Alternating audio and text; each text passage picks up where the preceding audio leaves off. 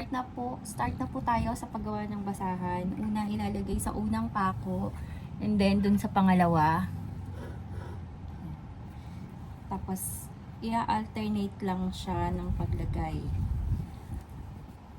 Hindi po siya pwedeng mahigpit, hindi rin pwedeng maluwag. Katamtaman lang para yung basahan na gagawin maganda.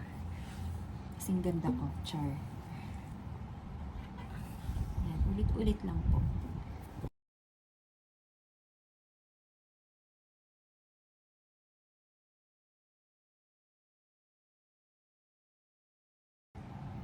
So, balik tayo kasi tapos na siya. Ngayon, maglalak na tayo.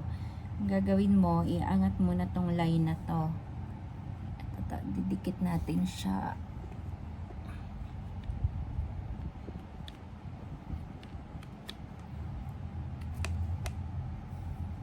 Didikit natin siya dito. Tapos, pagbilang ka ng 3 pako, 1, 2, 3, kukuhanin mo yun. At ipapasok mo dito sa unang line. Ito, unang ilalim. Tapos, ganun lang yung gagawin mo susunod. Ito, lahat ng nasa ibabaw, kukuhanin mo, tapos isushoot mo dun sa pinakailalim na line. Ilalim na string. So, ganyan. Ibabaw, ito ibabaw, tapos kukuha ka doon sa pinakailalim. Ganyan.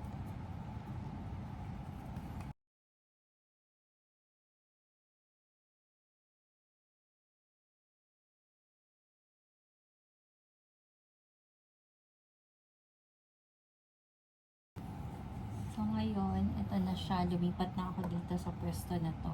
Kanina nandun ako, ngayon nandito na. Kuhanin mo yung last, ito, itong isang string na to. Tapos ipapasok mo siya dun sa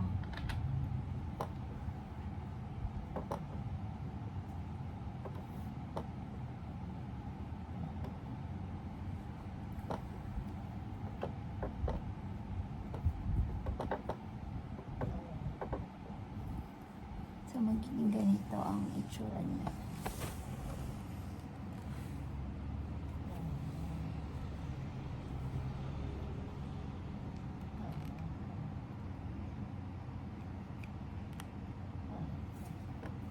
Yan.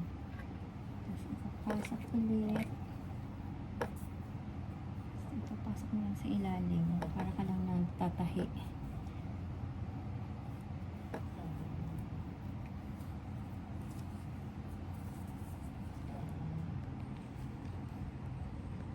Ayan, tinayo ko na siya para makikita nyo. Ganito lang. Kuhanin mo lang yung ilalim. Kaya alternate lang. Para ka lang nagtatahi ng banig. Hanggang matapos sa dulo.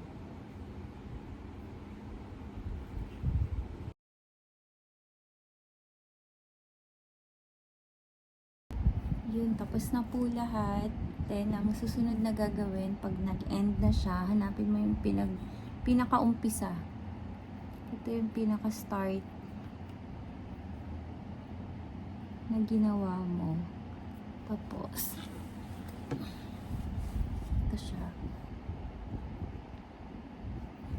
Ang gagawin mo lang,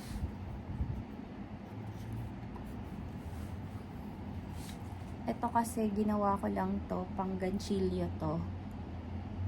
Ginawa ko siyang hook para hindi ka mahirapan mag-lock.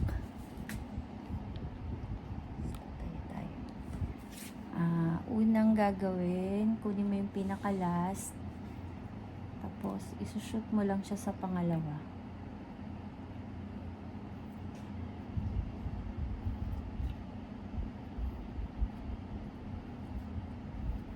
Tapos yung pangalawa naman, sushoot mo naman dito. Ganun lang.